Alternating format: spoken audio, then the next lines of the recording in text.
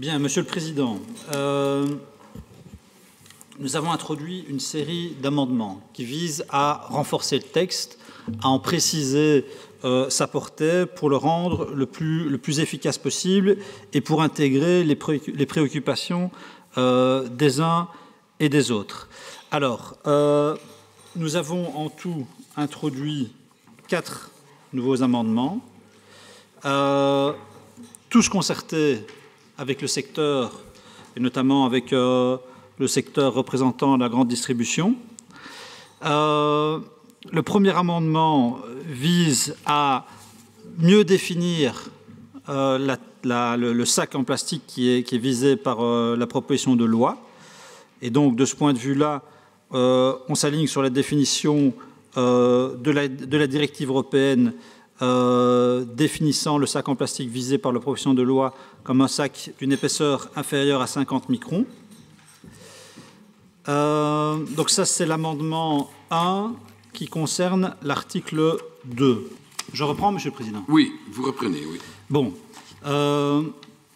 J'ai bien entendu ce que le collègue a dit de l'avis flamand et je pense que nos amendements répondent à ça. On a travaillé jusque tard hier sur le texte pour intégrer au mieux les remarques qui sont constructives. Donc, je vais présenter donc chacun des amendements. L'amendement 6, d'abord, concerne l'article 2 et, comme je l'expliquais tout à l'heure, vise à préciser la définition du sac plastique qui est visé par la proposition de loi. Et de ce point de vue-là, nous nous basons sur la définition de la directive européenne. Et donc, là, on répond ainsi à la préoccupation de la région flamande de ne pas viser tous les sacs de manière indiscriminée. L'amendement 7, lui, concerne l'article 6 et prévoit toute une série d'exceptions. Et là, nous répondons aux expressions formulées notamment en audition par le secteur et qui nous paraissaient en effet pertinentes. Il ne faut pas en effet prendre le risque d'interdire l'utilisation de sacs poubelles, de sacs à usage médicaux pour, par exemple, les poches de sang. Les poches d'eau utilisées ou distribuées par la sécurité civile ne doivent pas non plus, bien entendu, être interdites. Les sacs en plastique qui sont utilisés dans les duty-free des aéroports doivent être maintenus aussi pour des raisons de sécurité.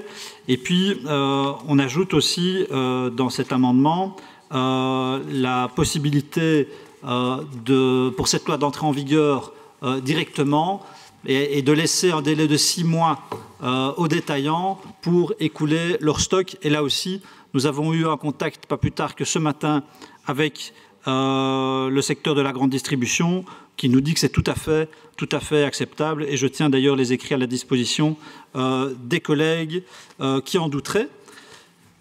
Alors, l'amendement suivant concerne l'article 7.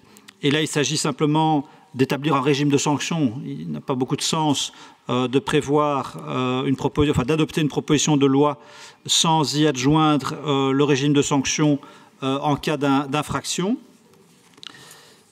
Et puis enfin, le dernier amendement, c'est j'ai envie de dire, cosmétique. C'est juste transformer l'article 7 en article 8, puisque ajoutant un amendement, la liste des articles est décalée. Voilà, je me tiens à la disposition des collègues pour toute question. Président. Oui, Monsieur Benarchou. Sur le débat que vous avez lancé, donc je vais reprendre la directive, parce que je pense que, avec tout le respect que j'ai pour vous, contrairement à ce que vous avez dit, la porte n'est pas grande ouverte. La porte de la directive n'est pas grande ouverte.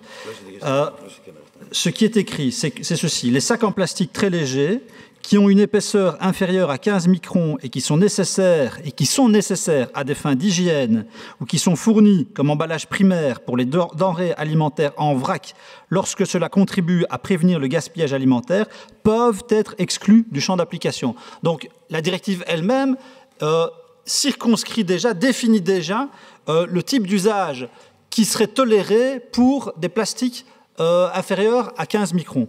Donc, ouvrir la porte, c'est aller ouvrir la porte grande ouverte comme vous le proposez, c'est aller au-delà en réalité de la directive. C'est pas être fidèle à son esprit.